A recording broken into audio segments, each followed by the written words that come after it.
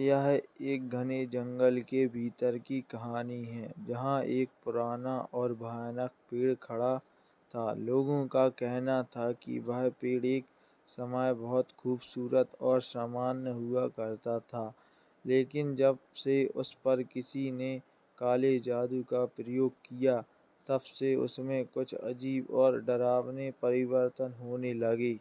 गांव के बुजुर्ग कहते थे कि इस पेड़ के आसपास कई साल पहले एक साधु तपस्या करने आया था। साधु को किसी ने कभी परेशान नहीं किया, लेकिन एक रात अचानक वह साधु गायब हो गया। लोग कहते थे कि उस रात तेज आंधी आई थी और साधु के गायब होने के बाद से ही उस पेड़ में अजीब घटनाएं होने लगीं। गांव वालों का कहना था कि जो कोई भी रात के समय उस पेड़ के पास जाता, वह वापस नहीं लौटता। एक बार गांव के 4 दोस्त रोहित, समीर, नेहा और प्रियंका इस कहानी की सच्चाई जानने का निश्चय करते हैं। वे सभी साहसी थे और उन्होंने तय किया कि वे रात के समय उस पेड़ के पास जाएंगे। शाम ढलते ही वे जंगल की ओर बढ़ने लगे। जब वे पेड़ के करीब पहुंचे, तो वहां की हवा अचानक बहुत ठंडी हो गई। पेड़ के पास पहुंचते ही एक अजीब सी सनसनाहट होने लगी, जैसे कोई पेड़ से फुसफुसा रहा हो। नेहा को लगा कि किसी ने उसका हाथ पकड़ लिया है, लेकिन जब उसने पलटकर देखा तो वहां कोई नहीं था।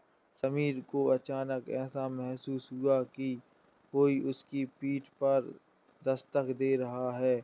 जैसे ही उन्होंने पेड़ के तने को छुआ, अचानक पेड़ से खून जैसा तरल बहने लगा। प्रियंका घबराकर चिल्लाई, लेकिन उसकी आवाज़ जंगल के सन्नाटे में खो गई। अचानक पेड़ की शाखाएं हरकत करने लगीं, मानो किसी जीवित प्राणी की तरह।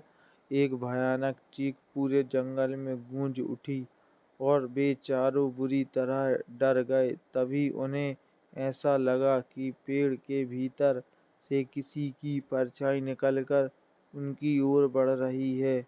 वह परछाई किसी इंसान की नहीं, बल्कि एक डरावने विकृत चेहरे वाली आत्मा की थी।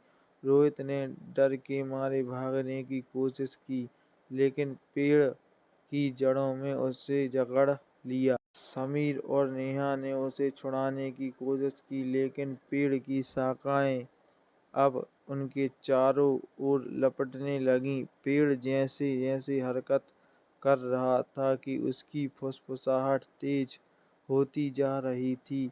प्रियंका ने डर से चीखते हुए अपनी आंखें बंद कर लीं। और जब उसने आंखें खोलीं तो वहां कोई नहीं था। ना रोहित, ना समीर, ना नेहा, सब गायब हो चुके थे, जैसे कभी वहां थे ही नहीं।